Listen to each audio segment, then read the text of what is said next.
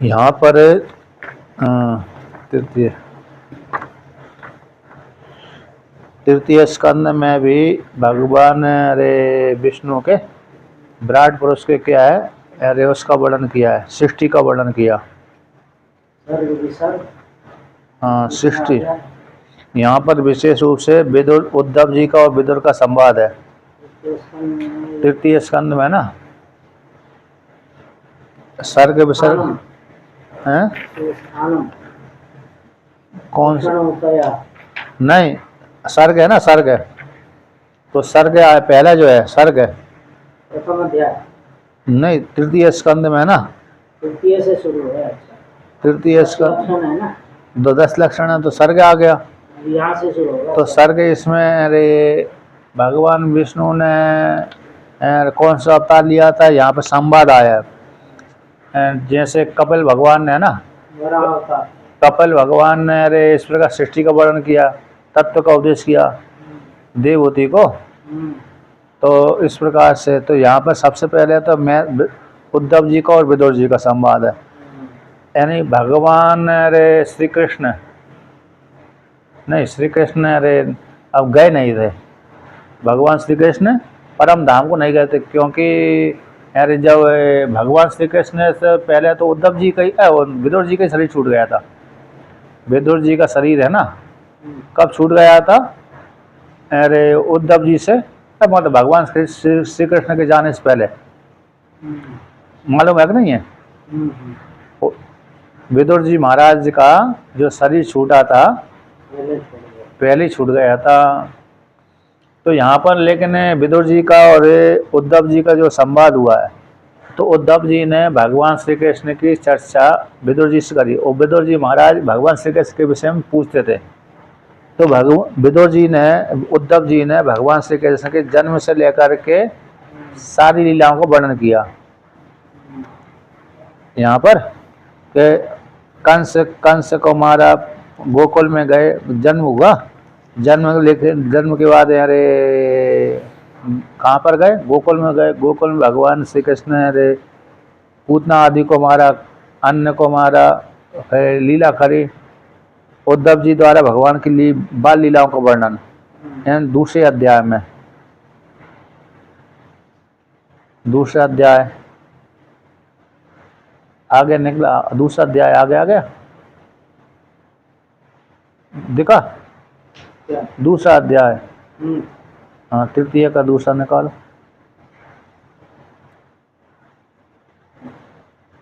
दूसरा अध्याय। तो दूसरा अध्याय में देखो, इसमें भगवान श्री कृष्ण की चर्चा का ही वर्णन आता है।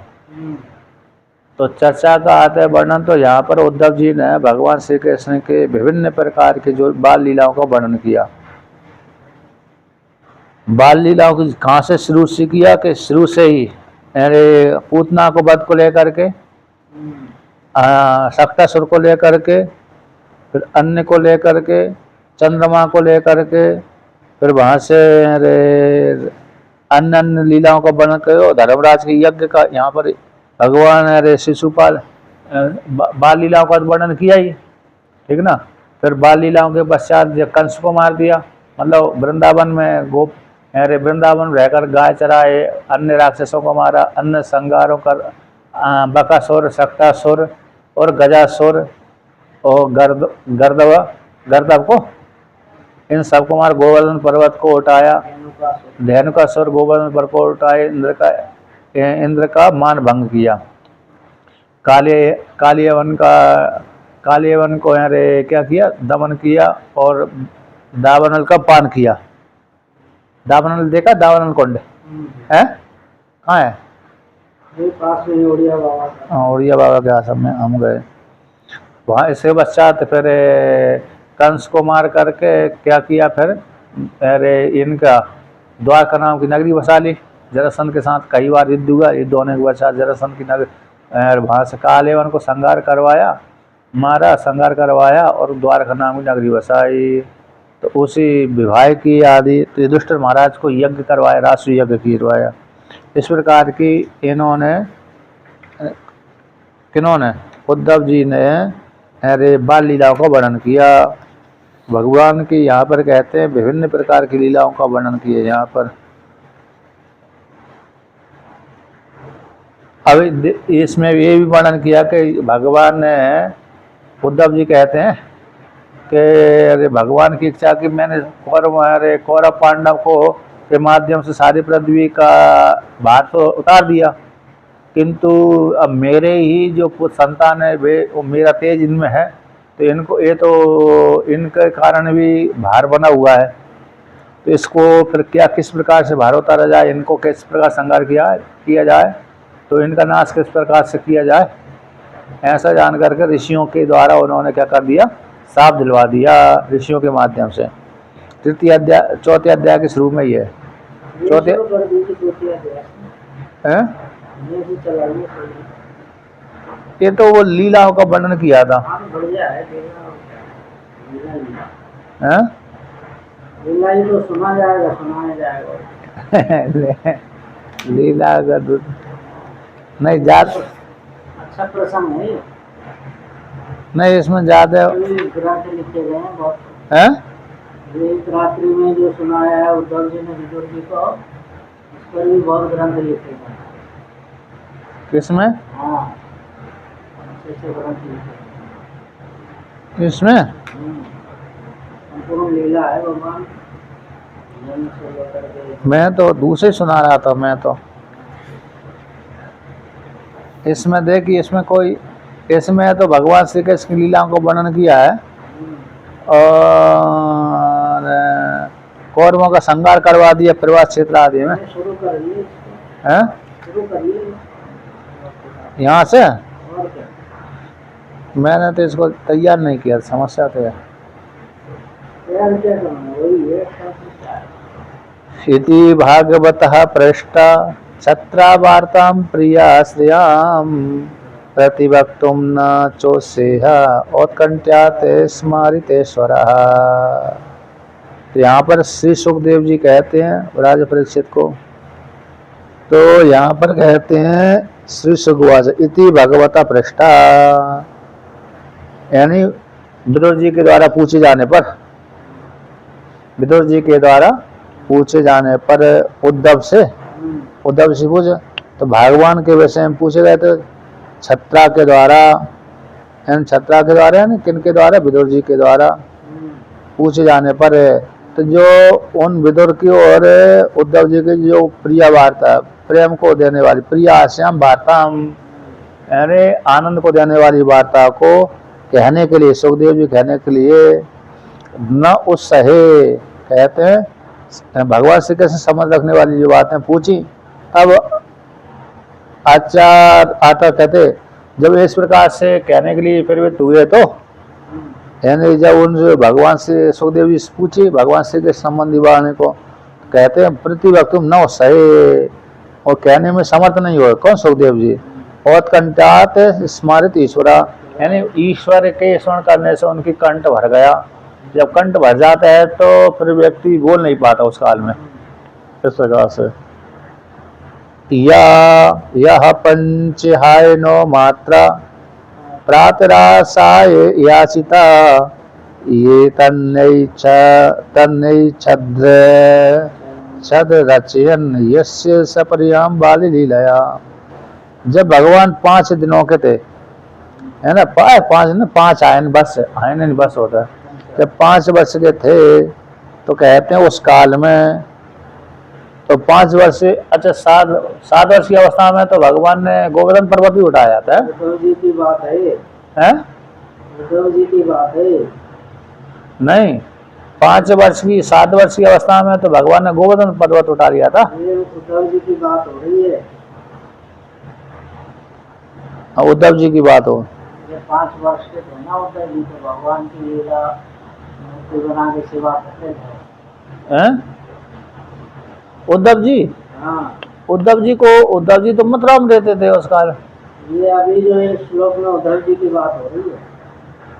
देखिए यहाँ पर कैसे कहा, जब 5 वर्ष के थे तो बालकों की तरह खेल में ही श्री कृष्ण की मूर्ति बना करके, बालकों की तरह खेल में ही श्री कृष्ण की मूर्ति बनाकर उनकी सेवा पूजा में ऐसे तन्मय हो जाते थे, कलेवे के लिए माता के बुलाने पर भी उसे छोड़कर नहीं जाना चाहते। तो उद्धव जी को किस प्रकार से ज्ञान रहा? हैं? उद्धव जी को ज्ञान किस प्रकार से रहा? उद्धव जी को क्यों नहीं रहा? हमने की तो बात हो रही है, उद्धव जी ये तो कृष्ण की मूर्ति बनाकर। बाल लीला हाँ। 5 आने के दिन माता के द्वारा बुलाने पर है, न आचिता याचित होने पर तब न इच्छित रचयन रचना करके सपरियाम बाल लीला के द्वारा सपरिया भगवान श्री कृष्ण की पूजा पाठ में लगे रहते थे। तो बाल लीला की मूर्ति बालकों के साथ खेलते खेलते ना, बालकों की तरह खेल में ही श्री कृष्ण की मूर्ति बना करके। लेकिन उस काल में उद्धव जी को ऐसा ज्ञान था, हो सकता है भक्त को तो सब रहता है। नहीं। 5 वर्ष की जो स्वयं थे, हाँ 5 वर्ष महापुरुषों के लिए 5 वर्ष बहुत है। नहीं तो उस काल में तो बालक ही। शंकराचार्य भगवान जो 11 वर्ष में सब हो गया, तो 8 वर्ष में सब हो गया। तो ये तो अवतारी पुरुष थे ना, अवतारी पुरुष। ये भी तो अवतारी हैं। चलो अवतार ले ली बृहस्पति के शिष्य हैं। है। देवकोटि में तो है उधर। देवकोटि में तो बृहस्पति के जी के शिष्य हैं। बृहस्पति के शिष्य हैं, ठीक है। विदुर जी भी हैं बृहस्पति के शिष्य। जो भी है, लेकिन बृहस्पति जी के शिष्य हैं। माता के द्वारा माता के द्वारा प्रातः माता के बालकों को खेल के मूर्ति बनाकर उसे कलेवे के लिए है ना, याचिता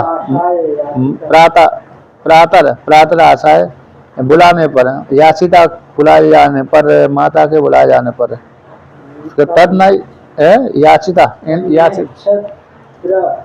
न तत् न इच्छत रचयन इच्छा तद न इच्छत रचयन छोड़ने की इच्छा नहीं होती थी, छोड़ने की इच्छा।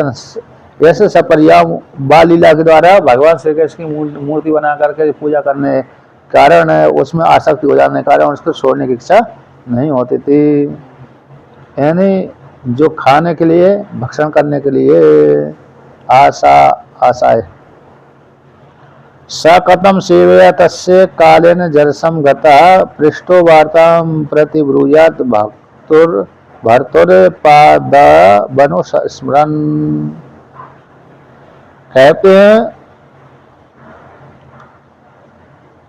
हैं सा वह, अच्छा उद्धव जी है ना, सुखदेव जी कहते हैं सा कदम सेवा के द्वारा तस्य काल से उस ईश्वर की सेवा के माध्यम से सेवा की कर देने से, उद्धव के द्वारा सेवा किए जाने सेवा के द्वारा तस उनका जो काल से जरसम गतम दीर्घ काल हो गया ना, यानी काल यहाँ से दीर्घ काल से उन्हीं की सेवा में लगे रहते थे, से बूढ़े से हो चले थे।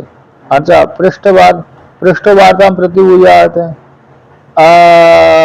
पृष्ठवार्ताम जो पूछी बात। अच्छा यहाँ पे कहते हैं भगवान श्री कृष्ण की सेवा के कारण उनका दीर्घ काल तक हो गया था, वृद्धावस्था को भी मतलब दीर्घ काल से उन्हीं की सेवा में लगे रहते थे। भगवान चले गए थे उस समय 125 वर्ष की अवस्था थी भगवान की, उनकी तो और ज्यादा थे। लेकिन भगवान चले गए तो विदुर अरे भगवान अरे कृष्ण के जाने पर,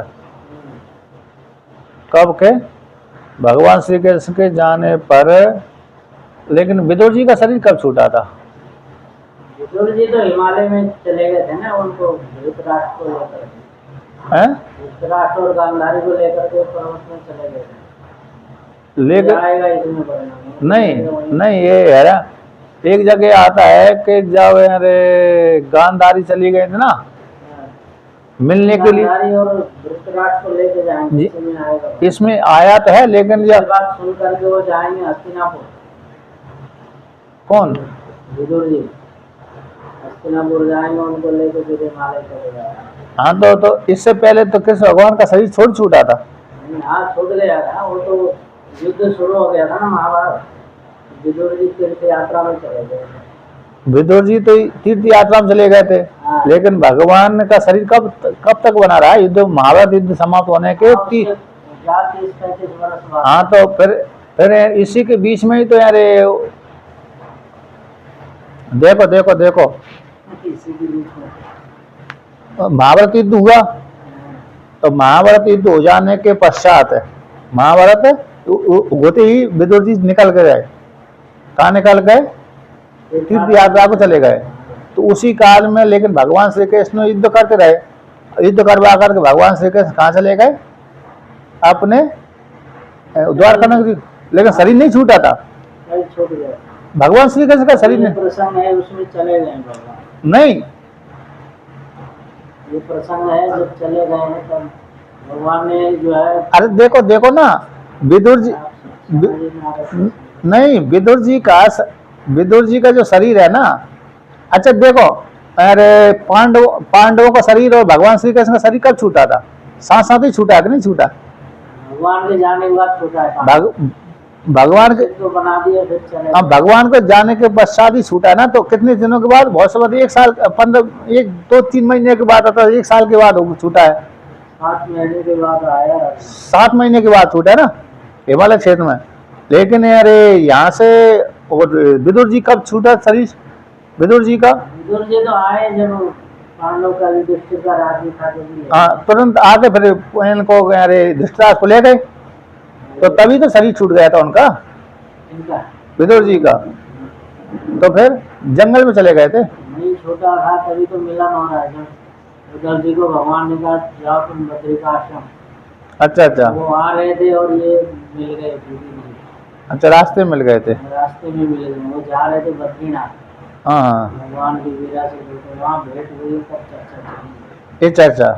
विदुर जी को पता नहीं कि भगवान चले गए और इनसे पता लगेगा कि अच्छा अच्छा वो अच्छा, इधर नहीं आते फिर वहीं से लौट जाते। विदुर जी। हाँ ऐसा है।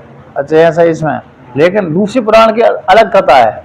हाँ, पुराणों का भेद तो होता ही है। पुराणों में अलग अलग कथा है। देखो ऐसा है, वहां पर दूसरी पुराण की कथा ये है, वो पुराण कथा ये है, जैसे विदुर जी महाराज धृतराष्ट्र को ले गए। ले जाने के पश्चात जब ऋषिकेश में थे ना, तो मतलब हरिद्वार में, सप्त सरोवर में, यार धृतराष्ट्र, गांधारी, कुंती आदि है ना, गांधारी भी थी, कुंती भी थी, धृतराष्ट्र भी थे महाभारत के अनुसार। तो उस काल में जब इन पांडवों को याद आई युधिष्ठिर महाराज को, तो मिलने गए थे वो वहाँ।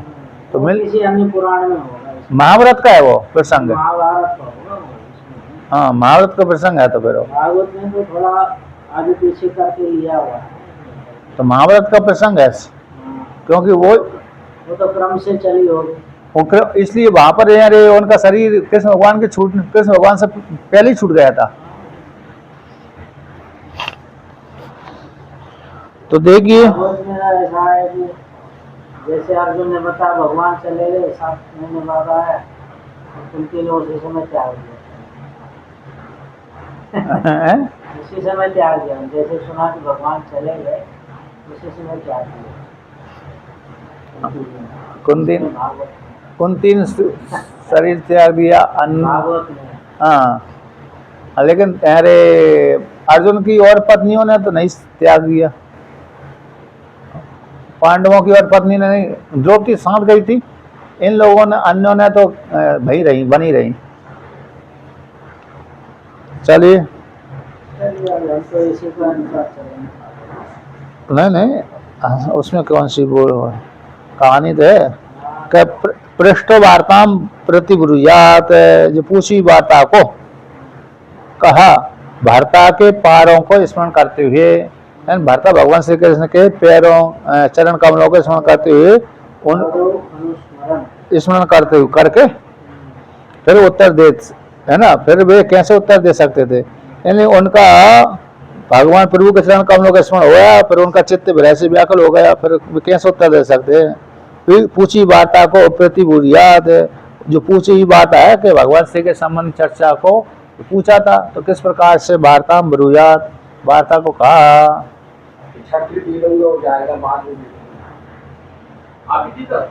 है? नहीं, मेरी नहीं है। किस प्रकार से? स मुहूर्त मभूत तूष्णीम कृष्णांग्रही सदया वृषम तीव्रेण भक्ति योगेन निमग्न साधु निर्वृता। तो कुछ देर तक तो बोल नहीं पाए वो, कहते मुहूर्त भर तूष्णी भाव को प्राप्त होकर के कृष्ण भगवान के चरण कमलों की अरे सुधा के द्वारा, यानी श्री कृष्ण के चरणों के स्मरण करके फिर तीव्र भक्ति योग से निमग्न होकर के साधु निर्भरता, साधु रूप से आनंद मग्न से होकर गए। साधु निर्भरता ना, भक्ति योग के द्वारा उन्हीं में निमग्न हो गए, अर्थात आनंद में डूब गए भक्ति योग के कारण।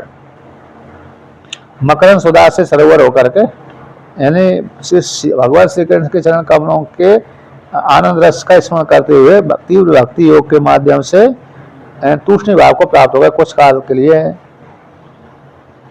पुलकोद भिन्न सर्वांगो मुंचन मिले दृशा सुचा पूर्णार्थो लक्षितस्तेन स्नेह प्रसर संप्लुतः। अब जब इस प्रकार से उनके कहते पुलकित उद्भिन्न सर्वांगो, जब भगवान श्री कृष्ण की भक्ति में डूब गए तो सारे अंग कैसे हो गए, आनंदित हो गए। मुंचन मिलत दृश्य सोचा, उनकी आंखों से अश्रु की धारा बहने लगी, आंखों से अश्रु की धारा बहने लगी। पूर्णार्थो लक्षिता से, पूर्ण परमात्मा में स्थित हो गए। तेन उस परमात्मा प्रेम के कारण स्नेह प्रसरस प्लुता, स्नेह रूप प्रेम की आनंद की बाढ़ आने लगी। अर्थात प्रेम रस में डूबे हुए देखकर विदुर जी ने भी उन्हें कृतकृत माना। पूर्णार्थो लक्षिता, पूर्णार्थ रूप से लक्षित जाना है, पूर्णार्थ रूप से जाना। प्रेम तेन स्नेह प्रसुर संप्लुता, यानी प्रेम रस में डूबे हुए को देख करके उन्होंने इस प्रकार से पूर्णार्थ रूप से उनको जाना। किन्होंने जाना? विदुर जी ने उद्धव जी को जाना। सन के भगवान लोकान निलोकम पुनरागता विमृज्य नेत्रे मधुरम प्रत्योधवे उत्स्मयन। कहते सन के धीरव से भगवान लोकान निलोकम पुनरागता। अच्छा, प्रेम रस में डूब जाने के कारण तो धीरव से सन के धीरव से भगवान लोकों को निलोक को पुनरागता, अर्थात आनंद मग्न में जो हो गए थे, वहां डूब गए थे, समाधि में स्थित हो गए थे भक्ति योग के कारण। अच्छा, भक्ति योग के कारण भी उसमें आनंद रस में डूब जाते हैं, कुछ सूझती नहीं है। तो धीरे से जब भक्ति मतलब फिर मन स्थिर होता है, यानी बाहिर्मुखी होता है, तब आते हैं। तो सन के ही भगवान जो विदुर जी थे, लोकों को कहते लोकान को, निलोक को पुनः लौट करके आ गए। तो कहते हैं नेत्रे विमृज्य, पहुंच करके नेत्रों को पहुंच करके विदुर के प्रति उद्धव ने उत्स्मिन कहने लगे। इस प्रकार से कहा। उद्धव वाचा कृष्ण द्युमणि निम्लोचे गीर्णेश्व जगरण किमनु नः कुशलम ब्रूयाम गत्र शेषो वैश्वम। कहते हैं उद्धव जी बोले, हे विदुर जी, श्री कृष्ण कहते हैं श्री कृष्ण है ना, कृष्ण द्युमणि निम्लोचे, द्युमणि निम्लोचे, द्युमणि है ना, जैसे मणि के छुप जाने पर है ना, कृष्ण जो मणि के छुप जाने पर, यानी पर्वत के पीछे, जैसे पर्वत के पीछे सूर्य छुप जाता तो अंधकार हो जाता है, उसी प्रकार से श्री कृष्ण रूप मणि के छुप जाने पर, निम्नलोचन हो जाने पर है क्या ना, सूर्य के छिप जाने पर। तो गीर्णेशु अजगरेण, अजगर के द्वारा, जैसे अजगर के द्वारा मणि को निकल लेने पर, अजगर के द्वारा मणि को निकल लेने पर जिस प्रकार से वहां पर जो प्रभा निकल लेते प्रभा बंद हो जाती है, उसी प्रकार से सूर्य भगवान मंदराचल पर्वत को पीछे चले जाते हैं, तो यहाँ पर भी कैसी प्रभा समाप्त हो जाती है। उसी प्रकार से भगवान श्री कृष्ण मणि के छुप जाने से ये संसार कैसे निसार हो जाता है। किमनु नह कुशला कुरुजात, मैं आपको क्या कुशल से कहूँ, है ना, मैं उनकी क्या कुशल सुनाऊं ना, है ना। किमनु नह कुशलम गुरुजात गत श्रीषु गृहेषु हम, ओ भगवान श्री कृष्ण के चले जाने पर तो हम तो क्या श्रीहीन से हो गए। कैसे हो गए? गृह, जैसे लक्ष्मी जिस घर से निकल जाती वो घर श्री से हीन हो जाती, उसी प्रकार भगवान के चले जाने पर हम भी कैसे श्री से हीन हो गए। ऐसे भगवान के चले जाने पर उनके विषय में क्या सुनाऊं, उनके विषय में क्या कुशल सुनाऊं। दुर्भगोवत लोकोऽयं यादो नितरामपि ये संवसन्तो न विदुर्हरिं मीनः इवोडूपम्। दुर्भगोवत है लोक है, लोक ऐसा दुर्भाग्य को प्राप्त हो गया, अभागा हो गया। यदो यद वो नितराम अपी निरंतर, यादव तो नहीं है यहाँ पर, यदो यादव है कि यदो है आप में? यदव शब्द है कि यादव है? यादव है, हैं? यादव शब्द है। यदव तो नहीं है मेरे में, तो यदव लिख दिया था। यादव है? यादव मनुष्य लोग बड़ा ये भागा है, नहीं, श्लोक कैसा है? दुर्भगोवत यादवो है, यादवो है, यादवो हाँ भगवत लोकोयम यादवो नितरामति। तो दे संवसन्तो तो यदो यानी यदु की संतान, यदु है यदवा होगा ना, ये बहुवचन होगा, नहीं एक वचन। यदु यदो यदो हो गए ना, यदु अरे यदु की संतान, यादव कुल में, यादव कुल में होगा ना, यादव हाँ यदु कुल में, यदु कुल में। हाँ वो यादव होगा। तो यदु कुल में भगवान ने जन्म लिया था। यादव लोग बड़े यादव लोग मन के भाव को तोड़ने वाले है ना। अच्छा, कहते ये जो लोग कैसा दुर्भागा से हो गया, और यादव निद्राम अपी, भगवान श्री कृष्ण के चले जाने पर एक ऐसा ये लोग कैसा हो दुर्भाग्य को प्राप्त हो गया। ऐसे ये सम बसंतो न विदुर। अब यहाँ पर कहते हैं जिस प्रकार से ये जो यदुवंश में उत्पन्न होकर के उन भगवान को ये सेवन नहीं करते, न जानते, विदु न जान पाते, उनके साथ रहते हुए नहीं जान पाते। हरिम मीना, जैसे हरिम मीना ये उड़ुपम, जैसे मछली चंद्रमा को, जहाँ पर मीन है ना, मीन यानी मछली होती है, और जैसे उड़ुपम है चंद्रमा को, जैसे चंद्रमा को समुद्र में रहने वाले चंद्रमा को मीन यानी मछली नहीं जान पाती थी, उसी प्रकार हरि भी उन यादवों में रह करके भी यादव लोग उन हरि को नहीं जान पाए। यादव है ना, यादव उनको भगवान यादवों के बीच में थे, तो यादवों के बीच में रह करके यादव लोग भी उन भगवान हरि को नहीं जान पाए थे। उन्हें के इंगितज्ञः पुरुप्रौढ़ः एकारामास सात्वतां सात्वतां ऋषभं सर्वे भूतावास सम्मतम ममंसतः। तो कह भूतावासम, भूता वासम हो गए, और अमंसता हो गया। तो यार इति इंगित इंतिज्ञा ना, इस प्रकार से इंगितज्ञ इशारा, इशारा हुआ ना, इंगित चेष्टा, चेष्टा को जानने वाले, समझदार, पुरु प्रौढ़ा ज्यादा समझदार है। तो पुरु इंगित चेष्टा करने वाले, पुरु प्रौढ़ा विहार करने वाले, संकेत को समझने वाले। हाँ यादव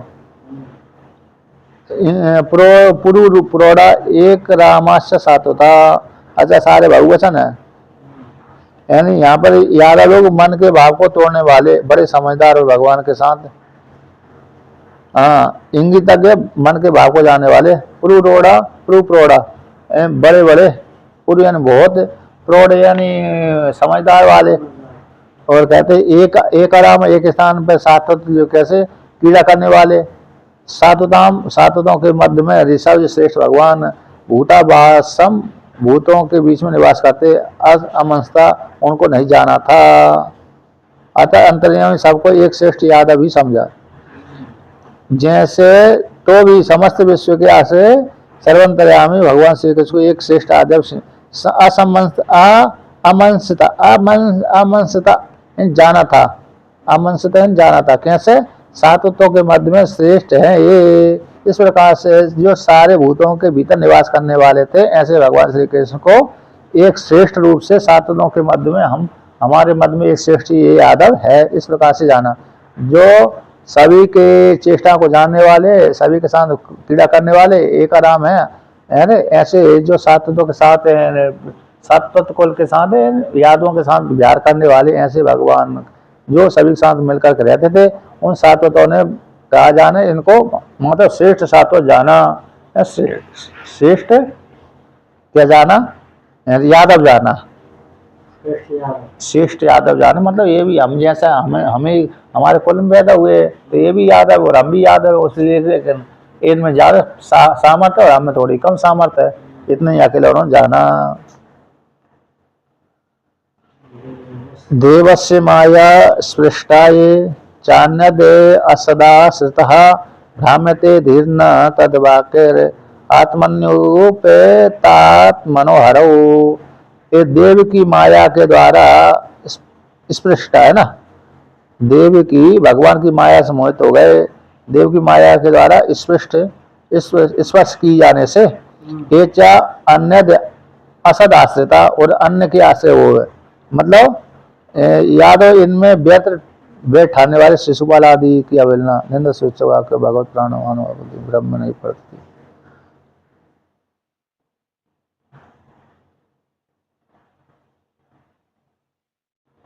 यहाँ पर कहते हैं देव की माया से मोहित होकर के इन यादवों ने तो स्पष्ट जानते, स्पष्ट यानी स्पष्ट का तो जानना होता है। अन्य असद आश्रिता, अन्य जो अनंत, अन्य जो असद आश्रित वाले ना, सद आश्रित वाले ना होकर अन्य जो असद आश्रित वाले हैं वो भ्रमण करते रहते हैं। धीर न, किंतु धी यानी बुद्धि, धी जनों की जो बुद्धि है धीर न तद वाक्य आत्मनि ओपे आत्मन्युत आत्मनि नहीं अरे आत्मनि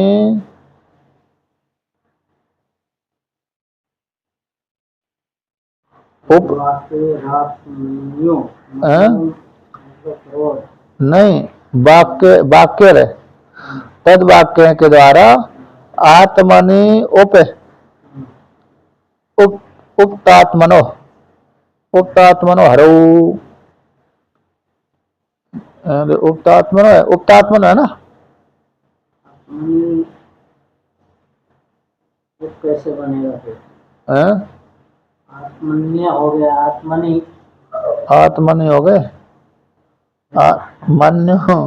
मन्यु ये संधि मुश्किल हो रहा है, नहीं विच्छेद करना मुश्किल हो रहा है।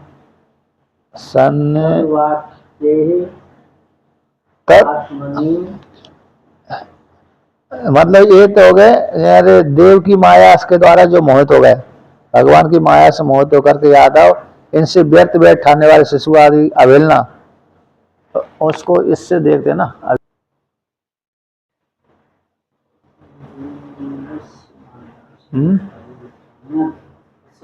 तो देखिए है कि ये जो देव की माया है, यादव है ना, देव की माया के द्वारा व्याप्त थे, तो देव की माया के द्वारा ये कैसे थे, व्याप्ता, स्पष्ट व्याप्ता।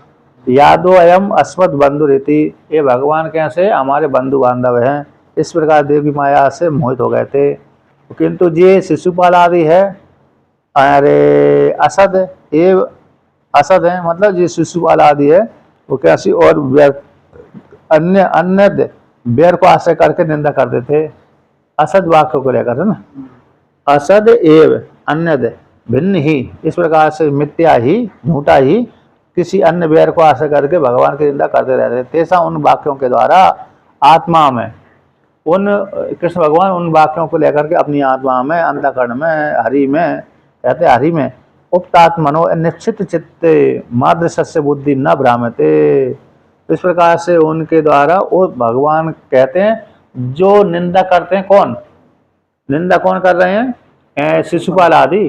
तो शिशुपाल आदि भगवान में इस प्रकार निंदा करते थे, तो उस प्रकार से उनकी निश्चित मादृश्य निश्चित मादृश्य बुद्धि, इस प्रकार की निश्चित चित्ते यानी आत्मा में इस प्रकार से उनकी जो बुद्धि है इस प्रकार की मदशा, तो बुद्धि न भ्रामते मोहम न प्राप्त अन्य मूढ़ा तो ये भी थी। किंतु जो विद्वान है इस प्रकार से भगवान की निंदा करने पर भी विद्वानों की बुद्धि उस परमात्मा के प्रति मोहित नहीं होती थी, भ्रमित नहीं होती थी। अन्य तो मूढ़ है, किंतु अन्य व्यक्ति तो मूढ़ रहते थे, किंतु जो विद्वान आदि हैं तो विद्वान भली अरे जो इन्होंने शिशुपाल आदि ने निंदा की उनकी भगवान की, तो भगवान की निंदा कर लेने पर भी निंदा सूचक वाक्यों को सुन करके भी जो महानुभाव हैं, कौन है, विद्वान लोग हैं, तो विद्वान लोगों की बुद्धि भ्रमित नहीं होती। निंदा शिशुपाल ने निंदा कर दी थी कि मेरी अरे जिसके साथ विवाह हो रहा था उन्होंने क्या किया, अरे उसको हरण कर लिया, निंदा करी थी। और ग्वाल वाले कंस के डर के मारे छुपा छुपा भिड़े रहे, ऐसे निंदा करते थे ना। और मामा को ही मार दिया, ये भी निंदा करते रहते थे। तो इस प्रकार से निंदा को लेकर के जो फिर दूसरी जब कोई निंदा करेगा तो उसके प्रति खराब भाव हो जाते हैं ना लोगों के, तो फिर कहते हैं ऐसे जो दूसरे जो विद्वान लोग हैं उनके ऐसे शिशुपाल आदि के द्वारा निंदा किए जाने पर हरि में फेंके जाने पर, हरि में जो फेंक दिए, निंदा कर दिया, तो इसके वो जो हरि के प्रति जो उनका चित्त था, किनका चित्त, विद्वानों का चित्त था, वह उनकी बुद्धि भ्रमित नहीं होती थी, मोह को प्राप्त नहीं होती थी। जैसे मूढ़ों की बुद्धि प्राप्त हो जाती है ऐसी विद्वानों की बुद्धि प्राप्त नहीं होती थी। आत्मनि उपतात्मनो, आपतनि उपते यानी निक्षिप्त है, और आत्मनो का अर्थ चित्त है। आत्मनो का अर्थ हो गया चित्त। कहते हैं जिसमें चित्त फेंका है, ऐसे हरि में जो चित्त फेंका है, वो चित्त से अरे जिन्होंने फेंक दिया मतलब लगा लिया है, जिन महापुरुषों ने परमात्मा में जो अपने अंतःकरण को लगा लिया है, तो ऐसे उस अंतःकरण में उन महाभावों के अंतःकरण में दोष की प्राप्ति, भ्रम की प्राप्ति नहीं होती। क्यों? क्योंकि उनकी बुद्धि भ्रमित नहीं होती, क्योंकि इन्होंने जो शिशुपाल आदि ने भगवान के प्रति जो दोष लगाए, दोष को सुन करके भगवान के प्रति द्वेष बुद्धि में विपरीत बुद्धि नहीं होती। ऐसे जान लेना चाहिए।